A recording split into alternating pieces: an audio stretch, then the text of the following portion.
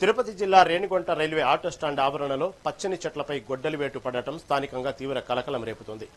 ఎండలు మండిపోతున్న వేళ ప్రయాణికులను నీడనిచ్చే చెట్లను నిబంధనలకు విరుద్ధంగా అనుమతులు లేకుండానే నరికివేస్తున్నారని ఆటో డ్రైవర్లు ఆవేదన వ్యక్తం చేస్తున్నారు. ఓ ప్రైవేటు భవన యజమాని ప్రయోజనం కోసం ఈ అక్రమ నరికివేత జరుగుతుందని తెలిపారు.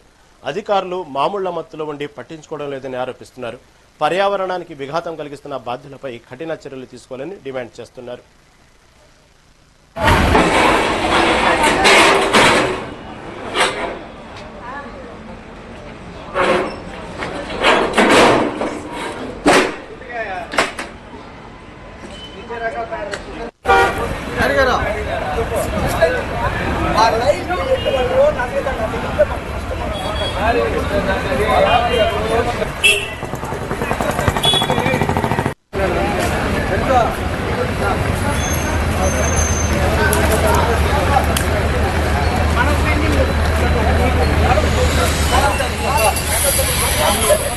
డిపార్ట్మెంట్